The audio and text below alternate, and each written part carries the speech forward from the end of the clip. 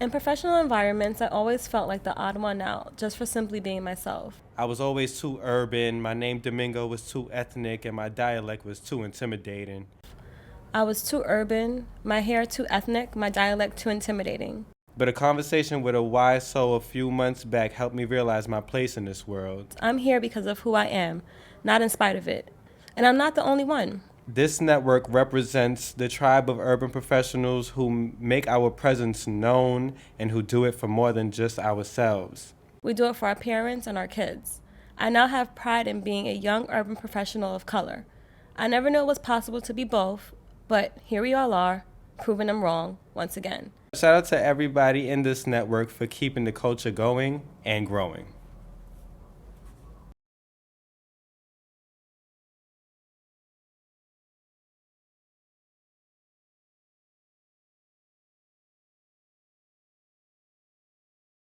Hey, this is Conversational Lush. I'm Mr. Domingo.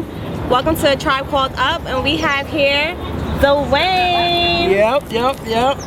Duwayne actually acts as our editor, but he also has a dope career on the side. Tell us about what you do, Duwayne. Well, I teach film and video to students in the urban community, and I also have a comic book company with a couple of my friends called OMNI COMICS. Shirt. You can get the t-shirt on teespring.com.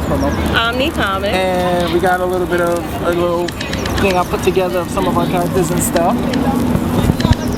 Alright, which is, check it out. I'll edit that in because I'm done editing. So I'm gonna put this down for now, and about to get in some cool shit. So, what is an urban professional to you? Okay, that's a good question. An urban professional to me is pretty much, it's like doing your thing to a point where it's like making things work for you. Because you get challenged a lot, like I don't have much, but it looks like I have much. Because the way I make the little I got work for me. And no matter what it is in the setting I put in, it always works. Even though I make the impossible seem possible. Because there's always like some times that, somebody always gonna say, I don't think you pulled this off, so let's give him this. Just to make sure we can prove it. And then all of a sudden now, I do it in 2 days, we should have took a week or 2 months. And they're like, wait, exactly. And that's pretty much why, I do what I do. So urban professional to you is using what you got to get where you need to be. Exactly. Like you know what? One of the words I used to always laugh at when somebody be like, "Oh, that's so ghetto." I'm like, no, that's improvisation. Like Innovative. That's exactly. You gotta like use what you got to make work for you. Because if you don't, then you're not gonna be able to work. Okay. I agree, and what you're saying is right. How do you, because we know that you're an educator and you work with children on the side. Yes. How do you prove that to the kids? How do you teach that lesson to the kids to make sure that no matter what it is, they doing what they can with whatever little that they have? It's funny you say that. So I let them be kids and I play games. So I took an improv class. If you ever took improv, it's mostly just games. Even when you're watching a show, it's literally everyone playing a game on stage. You teach a kid a little game that'll get their brain always working. Like my brain is always constantly working, so I can always talk. Right. And, which is one of the main words they use in improv, which is yes and. It always builds a So conversation. you can keep moving on from Yes, you can keep going with a story or something, keep going writing or talking, and they know how to build because you always have to add information. So if they ask a question, answer and add information. Let them know. Let's do improv. Let's do quick improv. Oh, what is give us an example of improv. If somebody wanted to do improv with their kids, what should they do right now? Or you start with Treat us like we're your students.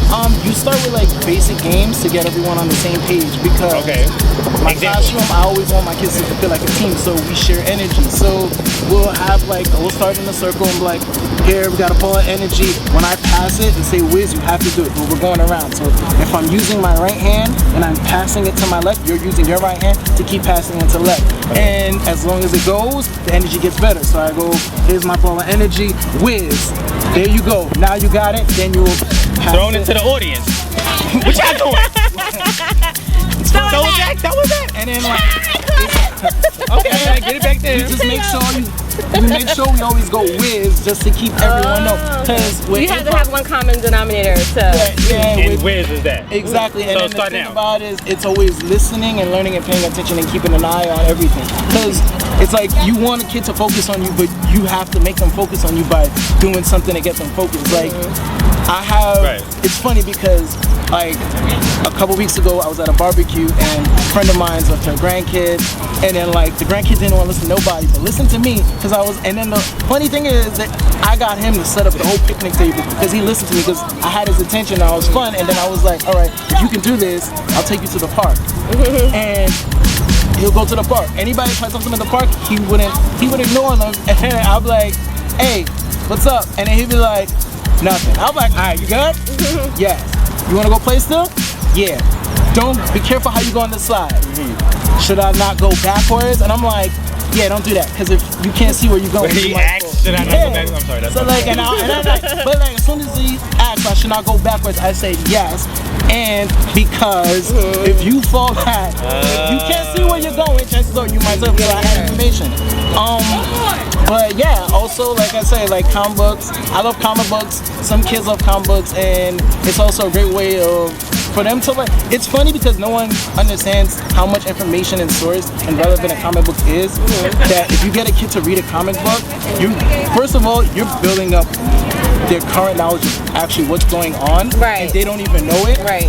And Yeah, because if you look at, I realized as I got older with like Batman, like that's just like a metaphor for New York City. Like metropolitans are like, oh, I can totally relate. It's everything that's happening here, corrupt government, you can't trust anybody, it's criminals everywhere. It's like early 80s, 90s New York City.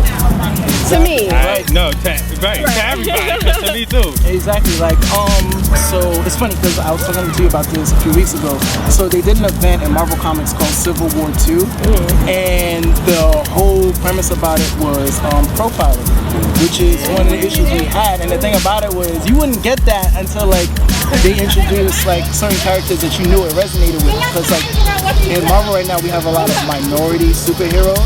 Like you have a black Spider-Man, a black Captain America, and you have a Muslim Miss Marvel.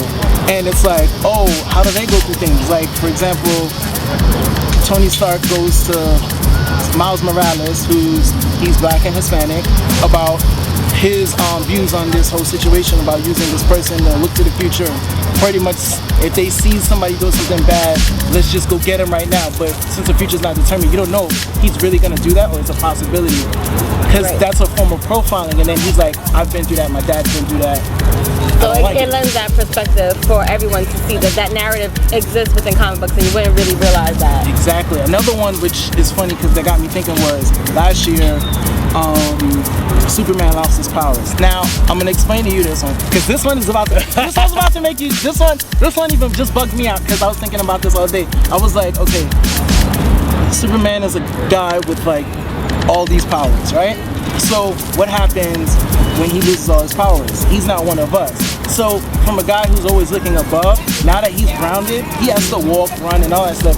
He has to deal with our stuff, and he sees things closer. So like one of the comics that came out was a bunch of people protesting and police ready to shut that bitch down like brutally. So what happens now? He, like him being part of it and him also being former superhero. He's an immigrant, right? Because he's not from here. He technically have no papers and he wasn't born in the city. He's a legal so alien. He's one of the people now at the protest. So he's like trying to defend a bunch of people being attacked by cops. And then it's like, okay, now this is relatable. You know, like people don't really see those things, and it's like.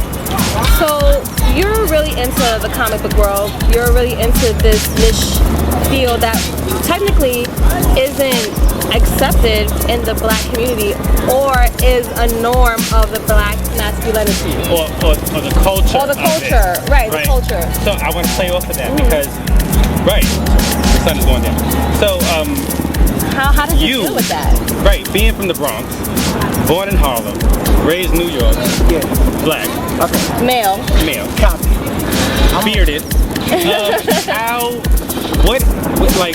How did that what did you face? to your life? Did you face any weirdness? It's the adversity. By being into, like, from within your community. And what would you say? Or out of your community. I'm gonna tell you. Alright, so it's funny because this is where it goes. So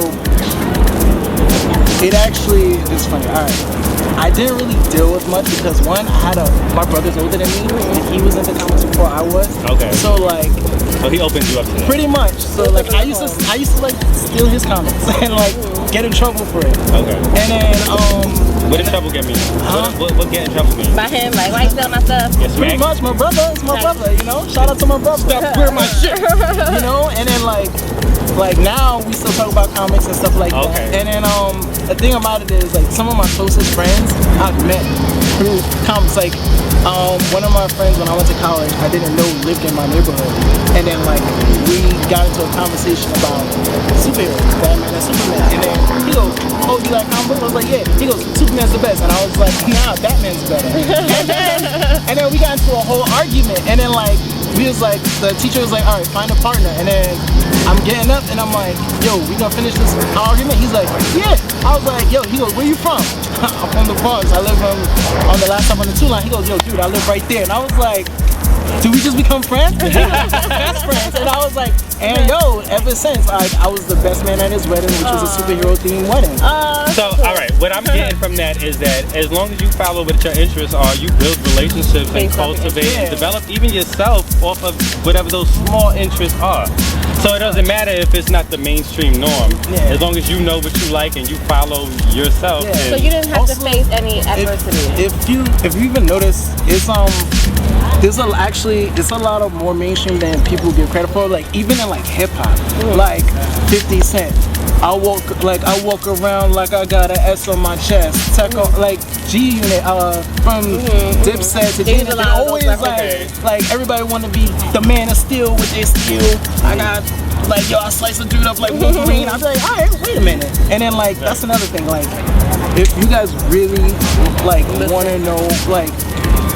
Alright, if you really want to know something like, if you guys know the X-Men, everybody knows the X-Men. Yeah. Now, as you know, African Americans, they relate to us the most being different because they're mutants, and their whole book is being against doing the right thing while being discriminated against. Right, so it's sort of like how they did with Avatar. It was like a play on being a minority. Like that's kind of what superheroes are sometimes. They're the minority within this big majority, and they always get penalized even though they're doing the right thing because of what they are, how they look, and because everyone's afraid of them. And now that you say that, it's just a play on what happened with all these black men getting killed because the studies show that they think that black people, urban people, minorities are superheroes. Like they literally think we can withstand. They have super strength. Right. They don't understand us, so they fear what they don't understand. If you fear what you don't understand, you get defensive. So, as a superhero or as a person who lives as a superhero in real life, that's your reality. How do you take that, whatever power it is that you feel like you have, and use it responsibly? So I do video and I do photography, I do stuff, so I'm pretty much always telling a story. If not my own, someone else's. Because if, like I said, we feel what we don't understand. Everyone has a story to tell. If you don't know the story, you won't understand that person or thing. For example, like the whole fear what we don't understand, you see a bear. You're in the forest, you see a bear, right? And you got a gun. The bear growls. The bear's probably scared too. You're scared, but the bear's bigger than you. You fear it. You're gonna shoot the bear. And then the thing about it is, what do bear eat? Mostly fish and berries. So it's not gonna eat this one thing weird walking in its territory anyway. And now it's like holding up something it don't know. And the bear's first reaction is to stand up and go like this. Kind of look familiar? Wow. Bang. Wow. Shoot. Just, like, it's like right. It's a mentality thing. Like if you don't understand, that's why you always have to communicate. Like if they tell you like yo, just be still or play dead, that means. So why? But okay, so in that case, let me ask your opinion on this. Why is it that these, let's just call it others that don't understand, let's just say us, are able to understand us to the point where they can capitalize on us and make money off of us, but they're not ready to understand us to the point where we're not a threat? Alright, this brings back to this. They see us do it first, and they see us make it work. Now, okay, let's go back to hip-hop. Let's go 1976. Alright, so there's disco, right? Now, what do? We not always feeling that song because it doesn't relate to us. So what do? We find the part of the beat where it's nothing but And we instrumentals. DJ and make it a We hip hop loop record it. on the DJ. We express ourselves through and poetry. do the hustle. Create a little Aggressive dance. poetry, Exactly. aka rap. Then it catches our interest, and it's like, yo, they literally taking something that took a band to do with nothing but 2 records and just a mic, and everybody's and now. So how do you take advantage with your camera? With my camera, I mean, I tell a story. Like, there's always a story to tell. Right. It's like there's always 3 stories. There's what's written, what's shot, and what's edited. The only thing is you're trying to get, as long as you're getting the same message across. So right. So how can editors like distort the message? I mean, if you cut out the important stuff, like if I'm sitting here telling you the one reason why people like Spider-Man is because his mask, and then they're like, and then you ask why, and I tell you because you don't know if Spider-Man's black or white under that mask. The only reason you're gonna know is because, well, you know it's Peter Parker because you're reading the book as you go along. But like, if you was in that world, you wouldn't know because he has a secret identity. So he, like, yo, that dude is always in an urban place, and which is New York City. He's always like in a very bad neighborhood saving people or somebody, and it's like, yo, he could be your brother, and he's friendly. Same, but then like you can't relate to someone like, let's say, Batman, whose mask is like halfway there. So you already know this is white. It's like, and he got a good car. He's probably rich. I don't know. So an editor might cut out the full explanation. Or they just might say, like Spider-Man, because his mask, but they don't get into the deeper part of it. It's the details that tell a story. Like, we can sit here and then not say anything, but then start laughing. And it could be because we all probably thinking the same thing. Like, yo, why we standing here? They're gonna get that, like, yo, they mad quiet. And then they probably realize how sweet they look mad quiet. Right. Or we can all be just dancing. And then out of the way we dance, it could be like OD aggressive because it's the beat that's making us move. So we're still communicating, we're still telling the stories, and the way we're moving is the little detail in between that's keeping us the story going. Because if the song just went slow and steady, then we'll start going in. That's like, you know, grooving. Right. It's the groove that tells the story. It's how your body moves to the groove. Right. Or same thing with editing. It's the little details that count. So what do you, I'm sorry, Justin. But I want you to say, how do you take that, how you feel about we and what we are saying? Like, how does that play into what your personal experience is? Like, I know you're coming on the way. Okay. All right. So, like, what have you witnessed that makes you actually like think that and feel that way? How much grooving have you been a part of that makes you feel that way? Because I relate to you as a person. Like, me and you are here when it comes to life, but I don't care about comics. I got you. But I still like relate to him. I connect with you. Like me, so. What's your experience? So, yeah, what is your experience? And what made it comics the thing to express that? Okay, so I'm trying to think about it. Like, because I know you. You're a poet. You like, but we artists. You like. That's how I see it. I'm getting to that. Oh, my bad. I'm getting to that. I'm getting to that. 'Cause this is where it's like. Because it's funny because you answered this question earlier already. So I'm about to do art attracts art. Okay. So it's always the poet or the rapper that attracts a producer. That's interesting that you say that. Because I always feel like I'm like not an artist. Literally, I am not an artist. Are you sure? If I am, I don't know what the art form is yet. But that's all that's around me. Like You from create my creative sisters to my environment. friends to like everybody around me. That's all that keeps being pulled my way. Do you like art? I love art. Can you? So if I showed you something and you looked at it and gave an opinion, like this picture right here, what do you see? Can't see. I don't see it. It's like all these art, but like It was the sun in the way. I got you. I mean, no, I love art. But like even from a person taking a selfie is still creating art because you want a good picture. So it's like I need to get the right light. So yeah, it's like it's how you perceive it, and then what you like. How you perceive it is what it is to you, which is an opinion which can attract another person who doesn't see it that way. So then now you have what is called a conversation, because now it's like conversational lush. There you go. That's my name. Which is also an art form. Right. Because if you don't know how to talk to people, you pretty much won't get nowhere. It was funny because like I heard this 2-3 weeks ago. Brilliant idiots. Manners will get you farther than money. And if you know how to have a conversation, that means you have very great manners. Right. Which is also an art form because not a lot of people can have a conversation. Right. That's actually one of the rules or one of the 10 Commandments of Urban Professional. 10 Commandments of an Urban Professional. But that's one of the points in Charlemagne's book, Black Privilege. He says that. I didn't read the book yet. Well, I got it. You can read it next. But so what are some like adversities that you face? Because I read an article recently that was circulating on the net about a black female cosplayer, and although she like made and created some dope costumes, she posted like all her racist ass posts that people would tell her. So like what sort of adversities have you faced as an educator, black male, comic book maker, creator, videographer? Because this is things that are normally for the white creator. It's because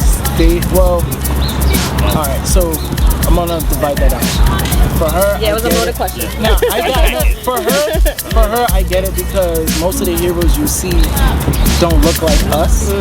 So when someone who's a fan of someone like they're saying that you're faking it because you shouldn't be her because you're not white or whatever the race of that comic book player. Like if you saw me like once again in like a full-fledged mask, you wouldn't know what I am under that. But like if you see me like literally just would look like Superman, they're gonna be like, ha, Superman's not black. And so it's like the Santa's not black complex. Like. Pretty much, yeah. And then for me, it's like, well, it depends. Like if you don't, to me, because like I got on Batman earrings, so like if somebody sees me like with my superhero shirts, they'll be like, yo, this dude has no style compared to what they're used to seeing. Like used to seeing in general, or used to seeing from a black male? Like, you know what? I'm gonna say a little bit both. Because you're only a black male, that's only thing you know. Yeah. Right. So, but if he thinks about like, if I think about the images of a black man that's portrayed in the media, right? Yeah. Because like that is not what the image is. Right. So, but your image is out there. It's just not in your skin color. Yeah. So like, okay. So, all right. How can I do this? Like for me, it's one of those things where it's like I can pull it off. Yeah. People are going to want to know like, yo, how the hell did you do it? Because it's me wearing the clothes, not the clothes wearing me. So it's pretty much like if I'm in a Superman shirt, I'm representing what Superman is as a person and not what he is as a skin color. So it's like, yo, dude, I can relate to him. He does good things. I try to do as much good as I can. Like, I'll walk up, like, if I see a lady with a stroller, I would help the stroller up the steps. While somebody who's literally probably not even wearing a shirt like this would walk past it. And then, like, and I come across that, I was like, oh man, you're a good dude. I'm like, yeah, thanks. It's like, where'd you learn that from? I was like, really? Like, right. That's just like. So you use your power responsibly. Right. Keep helping them up the stairs. And what you don't realize, and what I say about like why I'm okay with the little yachties of the world and everybody else is like against these people, is that you're making it okay for other minorities to just have their own narrative. Like you don't to try have something to fall, different. yeah, they don't have to fall still be this norm. Right. You can be who the hell you want to be. Be you're whatever still cultured. You're still loved. You're still loved. You're still dope. You're still dope. Right. No matter what. You don't have to conform. And so it's really being great you what you're doing. is dope. Being you is dope. There we go. We dropping jewels, man. We dropping jewels. So, like, I just want to know, as a child, what are the things that are attributed to you now, who you are as an adult? Okay, it's funny. It's something that we kind of don't have now, or children don't have now, which is it's something children don't have now, which is Saturday morning cartoons. Oh my God, I remember Doug. And I'm gonna tell you. Pepper Ann, marching on her own parade. Which is literally, which was literally all shows that taught like a bit of a lesson. Right. And even in your Saturday morning cartoons, which was mostly superheroes, you know, you had Batman, Superman, Spider-Man, X-Men.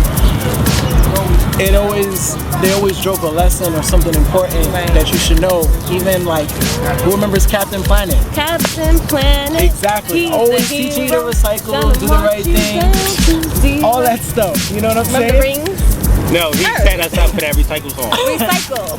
Recycle. Don't throw your garbage In the sea, it's bad for you and bad for me. Recycle. Hey. That definitely was our influence for our childhood No, shows. we created that. That's what we do. Like, Don't try to steal it either, right? Copywritten.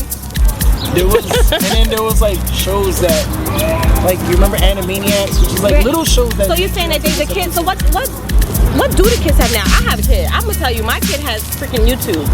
He loves YouTube and YouTube creators, but I thought that was kind of cool because it helps him to be ambitious. It To does. be like a YouTuber, It does. And no, YouTube is awesome. but there's no lesson in it. It's a whole bunch of nonsense. I ain't gonna lie. It's awesome, but like, think about it as this. Saturday morning, you wake up every time. You always had a schedule. Mm-hmm. You know everything was coming on, so you wake up a certain time, get yourself Get together, your cereal up.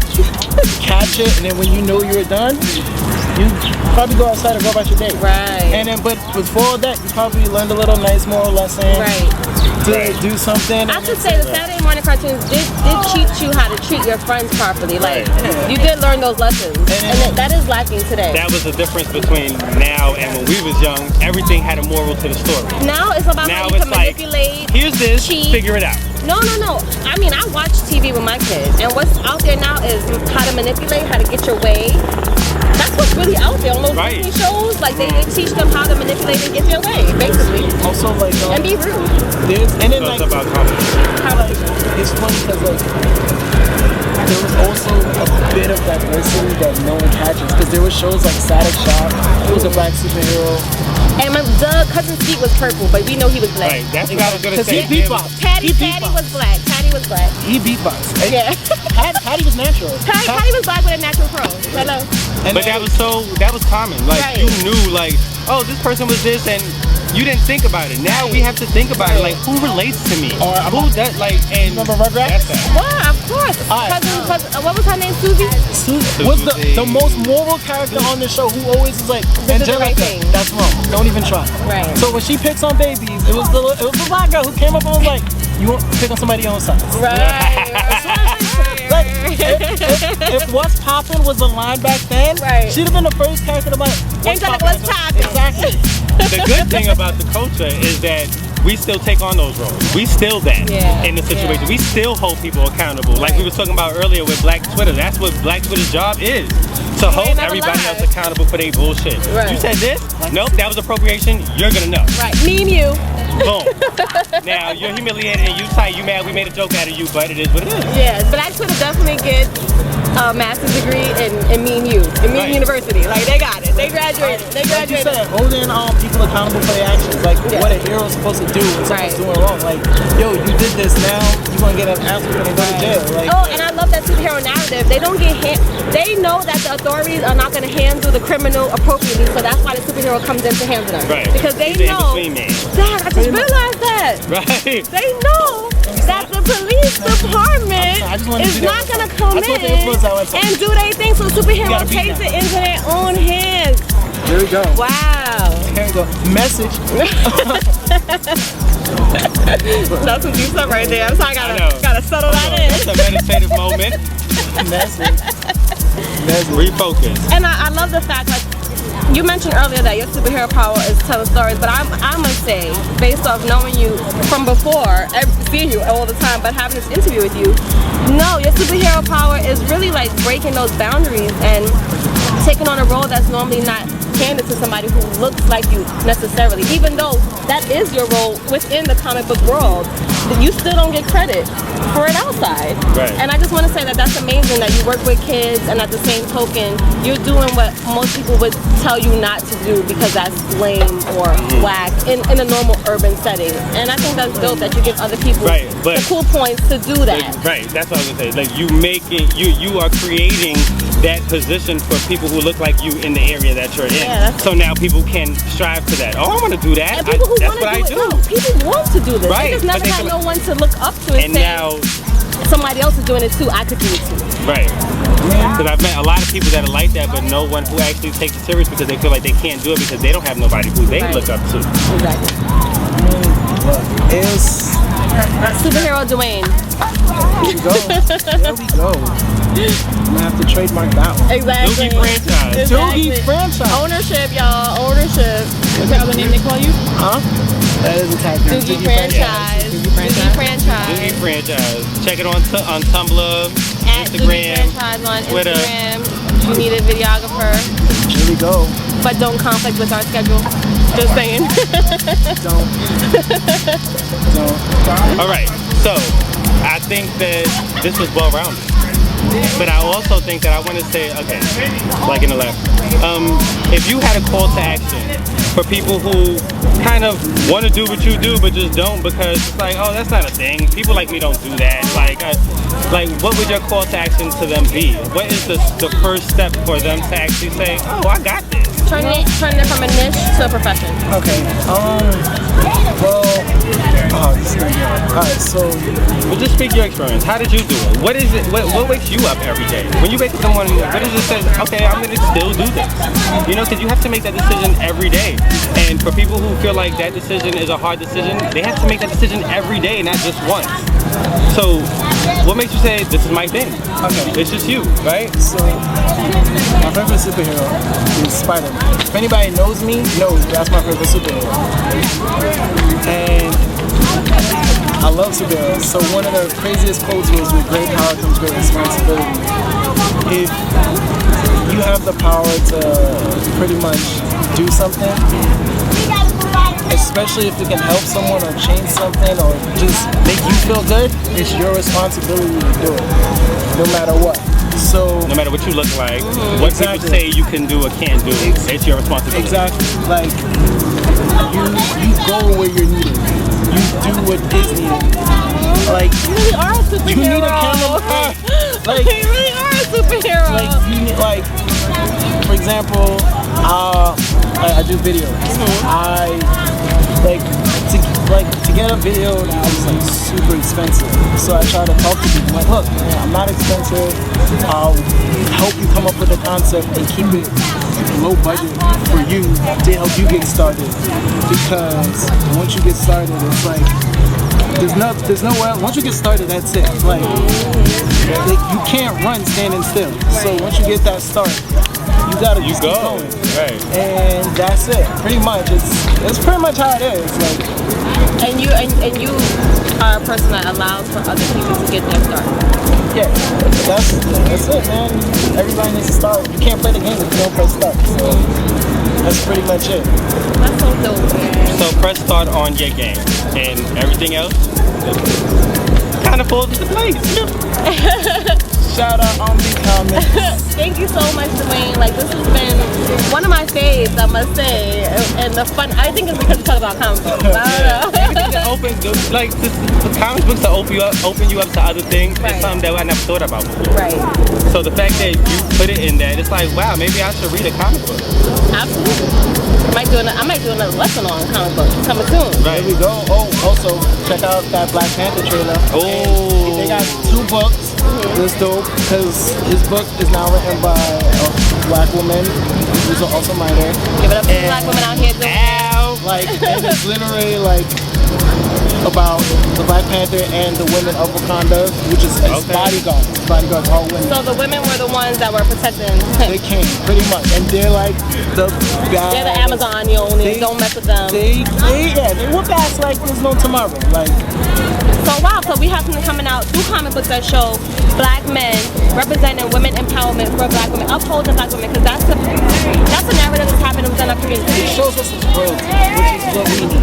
Because We're royalty. Exactly. We come from royal lines. We come from kings and queens, and that book defines kings and queens. So it's basically it's bridging the gap between entertainment and education. And history. And the I'm true gonna let history. you know the truth Check out and the truth. entertain you at the same time. Watch it.